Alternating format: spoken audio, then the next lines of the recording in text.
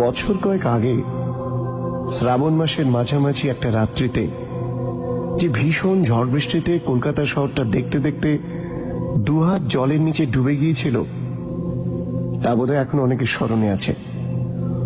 অবশ্য কলকাতার জল নিকাশের যেরকম সুব্যবস্থা, তাতে শহরের কোনো কোনো অংশে আধ ঘন্টা বৃষ্টি হবার পরই এক হাঁটু জল জমে যাওয়া কিছু নতুন কথা নয়। কিন্তু সেবারের দুর্যোগ এতই ভয়ানক হয়েছিল যে বোধ করি গত 40 বছরের মধ্যে এমনটা দেখা যায়নি। ইলেকট্রিক তার ছেড়ে রাস্তায় গ্যাসবাতি নিভে সমস্ত রাত্রির জন্য মহানগরী একেবারে অন্ধকার হয়ে গিয়েছিল। বাদুর বাগানে আমার বাসা। সেদিন সন্ধেবেলা একটা জরুরি কাজে শহরের উল্টো দিকে হাওড়ার দিকে গিয়েছিলাম। কাজ শেষ করতে করতে প্রায় 7টা বেজে গেল। ফেরবার পথে চা খাওয়ার জন্য দরমাহাটার কাছাকাছি একটা ছোট্ট দোকানে ঢুকলাম। বাইরে তখন গড়ি গড়ি বৃষ্টি শুরু হয়েছে। আমার দুর্ভাবনার বিশেষ কারণ ছিল না, সঙ্গে ছাতা ছিল। আরাম করে বসে চা খেতে লাগলাম। দোকানে বেশি লোকজন ছিল না, দুটি লোক, একজন আধবয়সী ও একজন কান পর্যন্ত জুলপি বিশিষ্ট যুবক। তারা দানিবাবু ও শিশির কুমার ভাদুড়ির পাগলের ভূমিকায় অভিনয়ে কার কৃতিত্ব বেশি এই নিয়ে উত্তপ্ত আলোচনা করছিলেন। যুবক: জানেন মশাই, শিশির ভাদুড়ি আগাগোড়া বুড়ো আলমগীরের পাঠ করে, অথচ একবারও দাঁত বেরোয় না। এবার আধবয়সী লোকটা দাঁত খিঁচিয়ে বলল, ভারী কেরামতি, দাঁত নেই তো বেরোবে কোত্থেকে? আর দাঁত না বেরোলেই বড় একটা হয় বুঝি? যুবক অমনি চটে উঠে বলল, আপনিও তো বুড়ো হয়েছেন, দাঁত না বের করে একটাও কথা বলুন দেখি। তর্ক শুনতে শুনতে আর চা খেতে খেতে প্রায় মিনিট 15 মতো কেটে গেল। চা শেষ করে দোকান থেকে বেরোতে যাচ্ছি, এমন সময় শো শো করে একটা উন্মত্ত হাওয়া কোথা থেকে এসে দরজা জানলাগুলোকে যেন আছাড় দিয়ে ছুটে চলে গেল। আকাশের দিকে চোখ তুলতে নীল রঙের ভয়ঙ্কর আলোতে দু চোখ একেবারে ধাঁধিয়ে গেল, এবং সঙ্গে সঙ্গে কড়কড় শব্দে বাজ পড়ে কান দুটোতে যেন তালা ধরিয়ে দিল।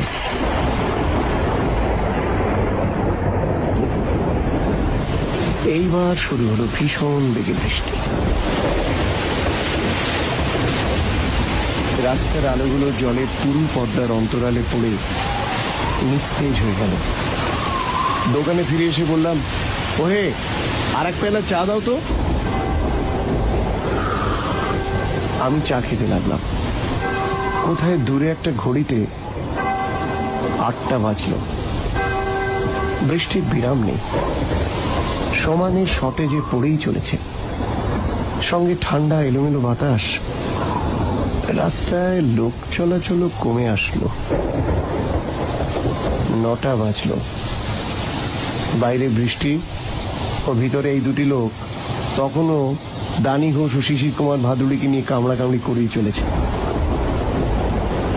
9:30 আর সহ্য করতে না পেরে উঠে দাঁড়ালাম। যে করে হোক রাতে বাড়ি পৌঁছতেই হবে, কিন্তু যাই কি করে? ছাতায় তো এই বৃষ্টি আটকাবে না, কিন্তু রাতে আমাকে বাড়ি পৌঁছতেই হবে। বৃষ্টিটা আরো চেপে এলো। হঠাৎ হাওয়ার বেগও যেন বেড়ে গেল। ইতিমধ্যে ল্যাম্পের আলো নিভে গেল। নিস্তব্ধ। দোকানের কাজের লোকটি ভাঙা গলায় বলল, আজ রাতে আর মেরামত হবে না, তার ছিঁড়ে গেছে। দেশলাইটে দেবেন বাবু, ল্যাম্পটা জ্বালিয়ে একটু। অন্ধকারে হাতিয়ে দেশলাই দিলাম। ল্যাম্প জ্বলল। প্রৌঢ় ভদ্রলোক এতক্ষণে প্রথম অন্য কথা বললেন, এই বৃষ্টিতে বেরোনো যাবে না। আমি বাইরের দিকে উঁকি মেরে দেখলাম, সত্যি রাস্তায় একটাও গ্যাসবাতি জ্বলছে না। চারদিকে খুঁটখুটে অন্ধকার, কোথাও জনমানব নেই, কেবল অবিশ্রান্ত বাড়ি পতনে ঝুপ ঝুপ ঝমঝম শব্দ। এবার প্রৌঢ় ভদ্রকটি শটান বেঞ্চির ওপর শুয়ে পড়লেন। কিন্তু আমার তো বেঞ্চিতে রাত কাটালে চলবে না, বাড়ি যাওয়াই চাই। বাড়িতে স্ত্রী, দুটি ছোট ছেলে মেয়ে নিয়ে একলা আছে। ঝি হয়তো বাড়ি চলে গেছে, অথচ বৃষ্টি না ধরলে চাই বা কেমন করে। 11টা বেজে গেল। রাত্রি যত গভীর হচ্ছে আমার মনে উদ্বেগ, অস্থিরতা তত বাড়ছে। ঘড়ির কাঁটা সরে সরে 12:15 বাজলো। ল্যাম্পের তেল ফুরোলো। নীলমণি ভগ্নস্বরে বলল, বাবু এই বেলা বেরিয়ে পড়ুন, আমি দোকান বন্ধ করি। সত্যি বৃষ্টির বেগ অর্ধেক কমে এসেছে, ঝড়টাও থেমেছে। ছাতাটা তুলে নিয়ে উঠে পড়লাম। আর দেরি নয়, যেতে হলে এই সময়। কি অন্ধকার! প্রথম চোখে খুব খানিকটা চলে এসে থমকে দাঁড়ালাম। কোথায় যাচ্ছি রে বাবা? কোন দিকে যাচ্ছি? বাড়ি পৌঁছবার একান্ত আগ্রহে কোনো কিছু না ভেবে বেরিয়ে তো পড়েছি, কিন্তু এই অন্ধকার পথ ঠাউর করে বাড়ি যাবই বা কিভাবে? হয়তোবা যেদিকে বাড়ি তার উল্টো পথেই হাঁটছি। এখন উপায়? কিন্তু পথের মাঝখানে চুপ করে দাঁড়িয়ে থাকলে এই সমস্যার সমাধান হবে না। যেদিকে হোক চলা দরকার, যদি এমনি ভাবে চলতে চলতে কোথাও একটা আলো বা মানুষের সাক্ষাৎ পাই। সুতরাং আবার সামনের দিকে চলতে লাগলাম। দিকবিদিক জ্ঞান শূন্য হয়ে প্রায় ছুটে চললাম। মনের গূঢ়তম প্রদেশে বোধ করি এই আকাঙ্ক্ষাটি দুর্নিবার হয়ে উঠেছিল যে মানুষ চাই, সঙ্গী চাই, কোন প্রকার এই দুঃসহ নিঃসঙ্গতার হাত থেকে পরিত্রাণ পাওয়া দরকার। কিন্তু বেশি দূর যেতে হলো না। খানিক দূর গিয়ে প্রচন্ড একটা হোঁচট লেগে হুমড়ি খেয়ে একেবারে এক কোমর জলের মধ্যে পড়ে গেলাম। ছাতাটা কোথায় যে হাত থেকে ছিটকে পড়লো। 1 হাঁটু জলের মধ্যে এক পা করে সাবধানে অগ্রসর হতে লাগলাম। বুক ফেটে কান্না আসতে লাগলো। ভগবান, এ আমার কি দুর্দশা করলে! কেন মরতে আজ ঘরের বার হয়েছিলাম? যদি বেরিয়েছিলাম তবে চায়ের দোকানে রাতটা কাটিয়ে দিলাম না কেন? আচ্ছা, এরকম ক্ষেত্রে কি করা উচিত? আমি মাথা ঠান্ডা করে ভাবতে লাগলাম। কোনো ক্রমে ফুটপাতে ওঠা চাই। মাঝ রাস্তায় জলের মধ্যে দিয়ে 10 ক্রোশ পথ হেঁটে গেলেও কোনো একটা লক্ষ্যে পৌঁছানো যাবে না। ফুটপাতে উঠতে পারলে কোনো একটা বাড়ির দরজায় ধাক্কা দিয়ে লোক জাগিয়ে রাতের মতো আশ্রয় পাওয়া যেতে পারে, কিংবা অন্য কোনো ব্যবস্থা করা সম্ভব। এই অন্ধকার সমুদ্রের মধ্যে বেশি নয়, আপাতত একটা মানুষের দেখা পেলেও যে সাক্ষাৎ চাঁদ হাটে পাবো তাতে আর কোনো সন্দেহ রইল না। হঠাৎ পায়ের আঙুলে একটা শক্ত মতো কি যেন বস্তু ঠেকল। বুঝলাম আমার ঈপ্সিত ফুটপাতে পৌঁছেছি। দুহাত বাড়িয়ে হাতড়াতে কিছুক্ষণ চললাম। একটা ভিজে দেয়ালে হাত ঠেকলো। তখন সেই দেয়াল ধরে চলা শুরু করলাম। হ্যাঁ, একটা কাঠের দরজায় হাত ঠেকলো। দরজায় সজোরে ধাক্কা দিলাম। তারপর চিৎকার করে ডাকতে লাগলাম, কে আছো? কে আছো? দোর খোলো! মশাই, একটিবার দরজা খুলুন। কেউ কি শুনতে পাচ্ছেন? একবার দরজাটা খুলবে। কিন্তু কোথায় কে? দরজা যেমন বন্ধ ছিল তেমনি বন্ধই রইল। বাড়ির ভেতর থেকে কোনো জবাব এলো না। শুধু আমার আগ্রহ ব্যাকুল কণ্ঠস্বর এই বিরাট নিস্তব্ধতার মধ্যে গুমড়ে কেঁদে বেড়াতে লাগলো। আবার একটা দরজার সামনে একই রকম হাঁকাহাঁকি করলাম। দরজা খুলল না। এমনকি দরজার অন্তরালে যে কোনো লোক আছে তার চিহ্ন পর্যন্ত পাওয়া গেল না। শরীর অবসন্ন হয়ে এলো। যদি কলকাতার সবাই মরে গিয়ে থাকে তবে আমার বেঁচে থেকে কি লাভ? আচ্ছা, কোনোভাবে আমি অন্ধ হয়ে যাইনি তো? নইলে এও কি সম্ভব? এতক্ষণ ধরে আমি কোনো কিছু দেখতে পাচ্ছি না কেন? আমি পাগলের মতো হয়ে গেলাম। অন্ধ হয়ে গিয়েছি কিনা এই সন্দেহ ভঞ্জন করতে আর একটা দরজায় গিয়ে দু হাতে তক্তার উপর চাপড়াতে লাগলাম। ও মশাই, কে আছেন? একটিবার দরজা খুলুন না। পিছন থেকে শান্তভাবে কে যেন বলল, মিছে চেঁচামেচি করছেন। এখানে কি লোক আছে যে উত্তর দেবে? এগুলো সব দোকান। কে কে? আটকে উঠলাম আমি। কোনো ভয় নেই, আসুন আমার সঙ্গে। এ নিন, আমার হাতটা ধরুন। হাতটা বাড়িয়ে দিলাম আমি। একি হাতটা যে বরফের চেয়েও ঠান্ডা। আমার আঙুলগুলো যেন চেপে ধরল। অসহ্য শীত করতে লাগলো আমার। ঠক ঠক করে কাঁপতে কাঁপতে বুদ্ধি ভ্রষ্টের মতো জিজ্ঞেস করলাম, আচ্ছা আমি কি অন্ধ হয়ে গেছি? না, ভারী অন্ধকার, তাই চোখে কিছু দেখতে পাচ্ছেন না। ভয় পাবেন না, আমি আপনাকে ঠিক বাড়ি পৌঁছে দিচ্ছি। আমার বাড়ি বাদুর বাগানে। আচ্ছা। কিছুক্ষণ দুজনেই নীরব। অদৃশ্য আগন্তুক অবলীলাক্রমে সব রকম বাধা বিঘ্ন বাঁচিয়ে আমাকে নিয়ে চলল। আমার বুদ্ধি শক্তি ক্রমশ ফিরে আসতে লাগলো। আমি বললাম, আচ্ছা এই অন্ধকারে আপনি তো বেশ দেখতে পাচ্ছেন। কোনো উত্তর পেলাম না। কিছুক্ষণ পরে আবার জিজ্ঞেস করলাম, আমি না দরমাহাটার একটা দোকানে চা খেতে ঢুকেছিলাম, সেখান থেকে বেরিয়ে কোথায় যে এসে পড়েছিলাম আপনি বলতে পারেন? উত্তর হলো, আপনি নিমতলা ঘাটের কাছে দাঁড়িয়েছিলেন। সে কি নিমতলা ঘাট?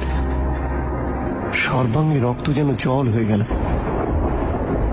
আরো কিছুক্ষণ দুজনে নিস্তব্ধ। আমি হঠাৎ জিজ্ঞেস করলাম, আপনার নাম কি? আমার নাম শুনে আপনার লাভ নেই, এদিক দিয়ে ঘুরে আসুন। ওখানে একটা ম্যানহোল খোলা আছে, জলের শব্দ শুনতে পাচ্ছেন না? ওর মধ্যে যদি আপনি গিয়ে পড়েন তাহলে আর। সভায় সরে এলাম। অল্পকাল পরে আমার পথপ্রদর্শক বলল, অনেকটা ঘুরে যেতে হবে। শহরের মাঝখানে ঠনঠনের কালীবাড়ি ঘিরে প্রায় 1.5 মানুষ জল জমেছে। আপনি সে পথ দিয়ে যেতে পারবেন না। আমি নিঃশব্দে পথ চললাম। মিনিট 5 পরে বললাম, কলকাতা শহরটা মনে হচ্ছে যেন কিরকম শ্মশান হয়ে গেছে। কোথাও আলো নেই, শব্দ নেই, মানুষ নেই। ওরকমটা মনে হয়। শহরের প্রাণ হচ্ছে তার রাস্তাঘাট। সেখানে মানুষ না থাকলে শ্মশান আর শহরে কোনো তফাৎ থাকে না। আমি কতটা নিজের মনে বললাম, মনে হচ্ছে যেন একটা ভূতের রাজ্য। এই রকম রাতে ভূতেদের ভারী ফুর্তি হয়, কি বলেন? আচ্ছা, আপনি যখন একলা দরজা হাতড়ে বেড়াচ্ছিলেন, তখন যদি একটা ভূতের সঙ্গে দেখা হতো, আপনি কি করতেন বলুন দেখি? কি করতাম মানে? বোধহয় দাঁত কবডি লেগে মারাই যেতাম।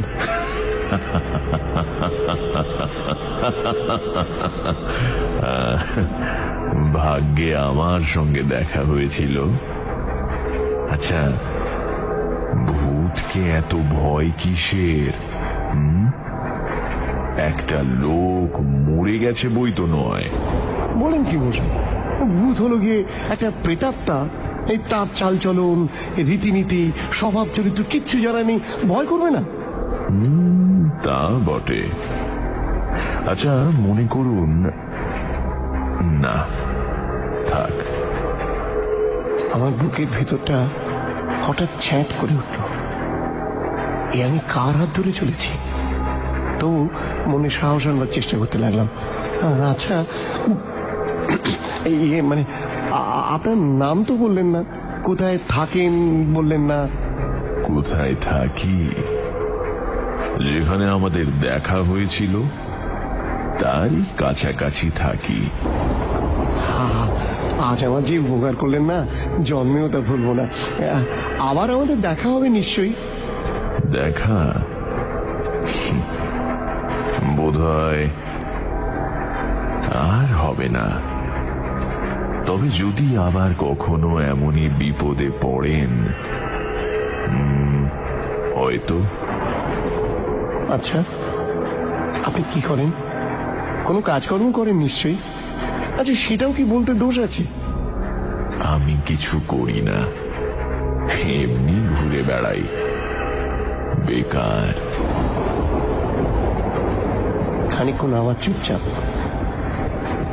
আপনার স্ত্রী, ছেলে মেয়ে সব ভালো আছে, কোনো ভাবনা নেই। আমি চমকে উঠলাম। আপনি, আমি কি ভাবছি আপনি আমার মনের কথা জানলেন কি করে?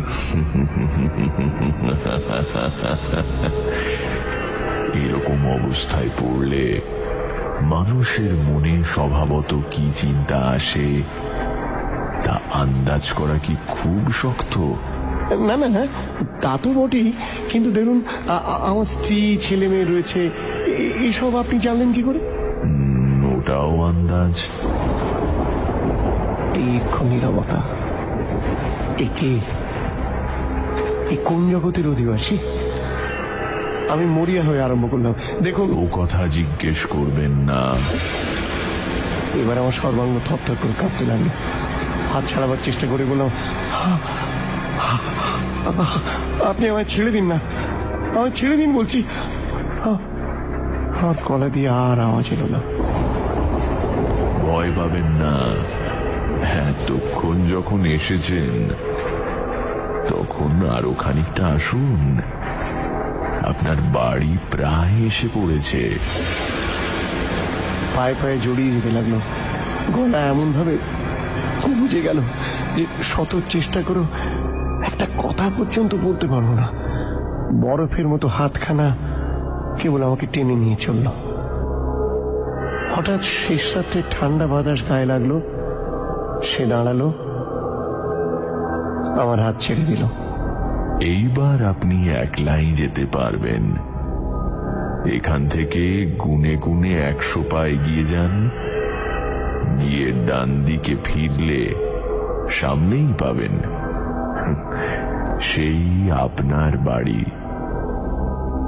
ভোর হয়ে আসছে, এবার আমাকে যেতে হবে।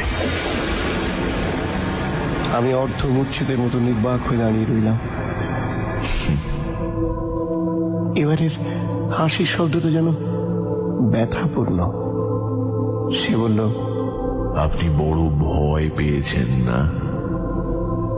আচ্ছা, চললাম তবে। এই নিন আপনার ছাতা, জলের মধ্যে ফেলে দিয়েছিলেন। ভোর হতে আর দেরি নেই। আচ্ছা,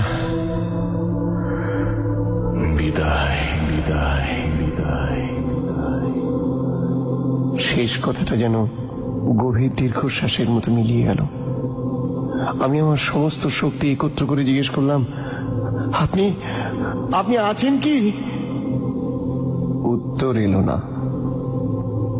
মুখ তুলে দেখলাম অতি দূরে পূব আকাশের পুঞ্জিত মেঘ ভেদ করে অল্প একটু ফ্যাকাশে আলো দেখা দিয়েছে।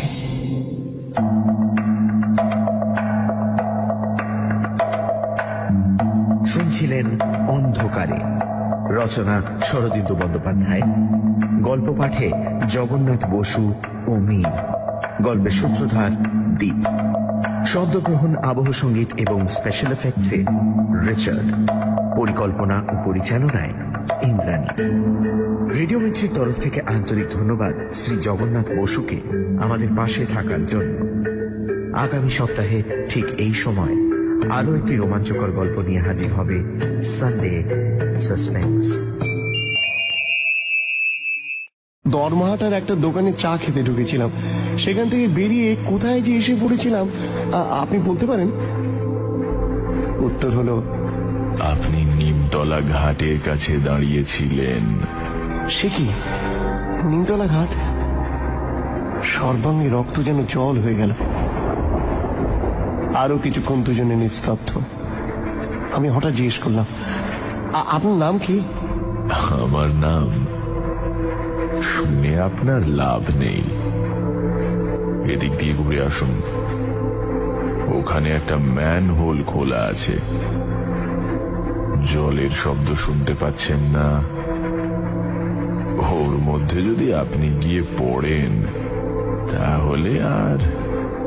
সভায় সরে এলাম। অল্পকাল পরে আমার পথপ্রদর্শক বলল, অনেকটা ঘুরে যেতে হবে। শহরের মাঝখানে ঠনঠনের কালীবাড়ি ঘিরে প্রায় 1.5 মানুষ জল জমেছে। আপনি সে পথ দিয়ে যেতে পারবেন না। আমি নিঃশব্দে পথ চললাম। মিনিট 5 পরে বললাম, কলকাতা শহরটা মনে হচ্ছে যেন কিরকম শ্মশান হয়ে গেছে। কোথাও আলো নেই, শব্দ নেই, মানুষ নেই। ওরকমটা মনে হয়। শহরের প্রাণ হচ্ছে তার রাস্তাঘাট। সেখানে মানুষ না থাকলে শ্মশান আর শহরে কোনো তফাৎ থাকে না। আমি কতটা নিজের মনে বললাম, মনে হচ্ছে যেন একটা ভূতের রাজ্য। এই রকম রাতে ভূতেদের ভারী ফুর্তি হয়, কি বলেন? আচ্ছা, আপনি যখন একলা দরজা হাতড়ে বেড়াচ্ছিলেন, তখন যদি একটা ভূতের সঙ্গে দেখা হতো, আপনি কি করতেন বলুন দেখি? কি করতাম মানে? বোধহয় দাঁত কবডি লেগে মারাই যেতাম।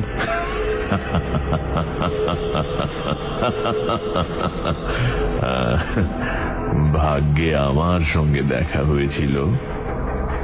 আচ্ছা, ভূতকে এত ভয় কিসের? একটা লোক মরে গেছে বই তো নয়। বলেন কি বসে? ভূত হলো গিয়ে একটা প্রেতাত্মা। এই তার চালচলন, রীতিনীতি, স্বভাব চরিত্র কিচ্ছু জানা নেই, ভয় করবে না? তা বটে। আচ্ছা, মনে করুন, না থাক। আমার বুকের ভেতরটা হঠাৎ ছ্যাঁত করে উঠল।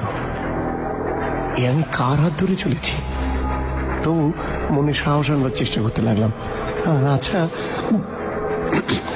মানে আপনার নাম তো বললেন না, কোথায় থাকেন বললেন না। কোথায় থাকি? যেখানে আমাদের দেখা হয়েছিল তারই কাছাকাছি থাকি। আজ আমার যে উপকার করলেন না, জন্মেও তা ভুলবো না। আবার আমাদের দেখা হবে নিশ্চয়ই। দেখা বোধহয় আর হবে না। তবে যদি আবার কখনো এমনই বিপদে পড়েন, হয়তো। আচ্ছা, আপনি কি করেন? কোনো কাজকর্ম করেন নিশ্চয়ই। আচ্ছা, সেটাও কি বলতে দোষ আছে? আমি কিছু করি না, এমনি ঘুরে বেড়াই, বেকার। খানিকক্ষণ আবার চুপচাপ। আপনার স্ত্রী, ছেলে মেয়ে সব ভালো আছে, কোনো ভাবনা নেই? আমি চমকে উঠলাম। আপনি, আমি কি ভাবছি, আপনি আমার মনের কথা জানলেন কি করে?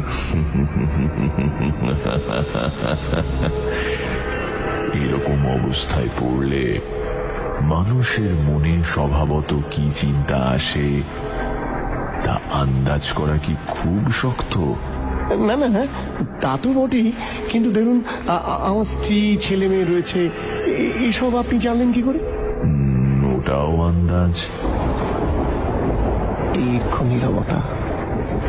একে কোন জগতের অধিবাসী? আমি মরিয়া হয়ে আরম্ভ করলাম, দেখুন। ও কথা জিজ্ঞেস করবেন না।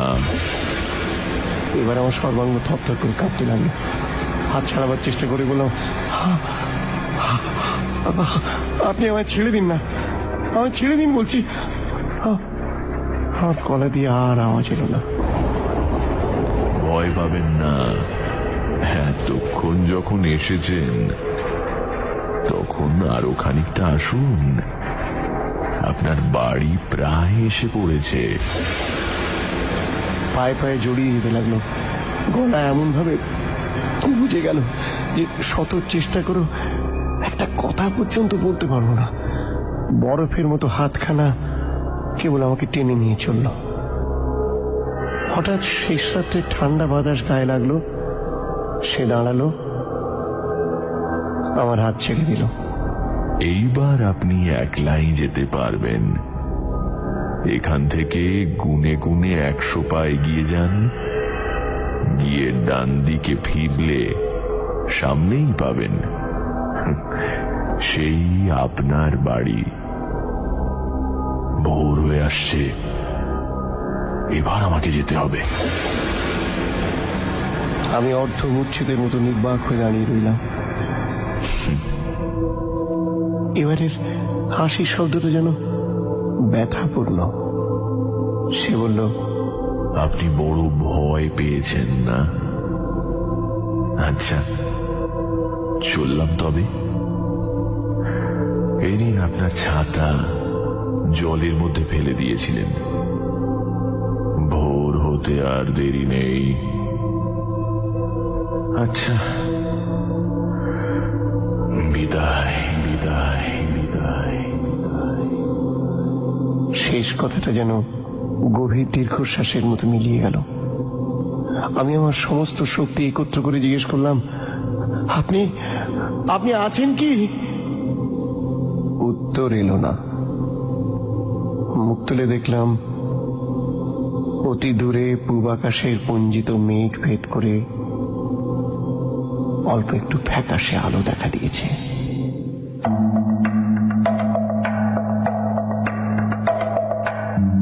শুনছিলেন অন্ধকারে, রচনা শরদিন্দু বন্দ্যোপাধ্যায়, গল্প পাঠে জগন্নাথ বসু ও মীর, গল্পের সূত্রধার দীপ, শব্দগ্রহণ, আবহ সঙ্গীত এবং স্পেশাল এফেক্টসে রিচার্ড, পরিকল্পনা ও পরিচালনায় ইন্দ্রাণী। রেডিও মির্চির তরফ থেকে আন্তরিক ধন্যবাদ শ্রী জগন্নাথ বসুকে আমাদের পাশে থাকার জন্য। আগামী সপ্তাহে ঠিক এই সময় আরো একটি রোমাঞ্চকর গল্প নিয়ে হাজির হবে সানডে সাসপেন্স। এইক্ষণ নীরবতা। একে কোন জগতের অধিবাসী? আমি মরিয়া হয়ে আরম্ভ করলাম, দেখুন। ও কথা জিজ্ঞেস করবেন না। এবার আমার সর্বাঙ্গ থরথর করে কাঁপতে লাগলো। হাত ছাড়াবার চেষ্টা করে বললাম, আপনি আমায় ছেড়ে দিন না, আমায় ছেড়ে দিন বলছি। হাত গলা দিয়ে আর আওয়াজ এলো না। ভয় পাবেন না, এতক্ষণ যখন এসেছেন তখন আরো খানিকটা আসুন, আপনার বাড়ি প্রায় এসে পড়েছে। পায়ে পায়ে জড়িয়ে যেতে লাগলো, গলা এমন ভাবে বুঝে গেল যে শত চেষ্টা করে একটা কথা পর্যন্ত বলতে পারবো না। বরফের মতো হাতখানা কেবল আমাকে টেনে নিয়ে চলল। হঠাৎ শেষ রাত্রে ঠান্ডা বাতাস গায়ে লাগলো, সে দাঁড়ালো, আমার হাত ছেড়ে দিল। এইবার আপনি একলাই যেতে পারবেন। এখান থেকে গুনে গুনে 100 পা এগিয়ে যান, গিয়ে ডান দিকে ফিরলে সামনেই পাবেন সেই আপনার বাড়ি। ভোর হয়ে আসছে, এবার আমাকে যেতে হবে। আমি অর্ধমূর্ছিতের মতো নির্বাক হয়ে দাঁড়িয়ে রইলাম। এবারের হাসির শব্দটা যেন ব্যথাপূর্ণ। সে বলল, আপনি বড় ভয় পেয়েছেন না? আচ্ছা, চললাম তবে। এই নিন আপনার ছাতা, জলের মধ্যে ফেলে দিয়েছিলেন। ভোর হতে আর দেরি নেই। আচ্ছা, বিদায় বিদায় বিদায় বিদায়। শেষ কথাটা যেন গভীর দীর্ঘশ্বাসের মতো মিলিয়ে গেল। আমি আমার সমস্ত শক্তি একত্র করে জিজ্ঞেস করলাম, আপনি আপনি আছেন কি? উত্তর এলো না। মুখ তুলে দেখলাম অতি দূরে পূব আকাশের পুঞ্জিত মেঘ ভেদ করে অল্প একটু ফ্যাকাশে আলো দেখা দিয়েছে।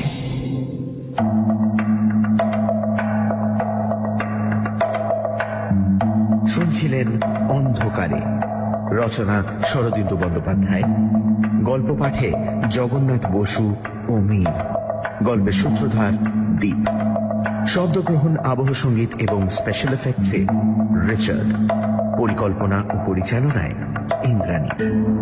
রেডিও মির্চির তরফ থেকে আন্তরিক ধন্যবাদ শ্রী জগন্নাথ বসুকে আমাদের পাশে থাকার জন্য।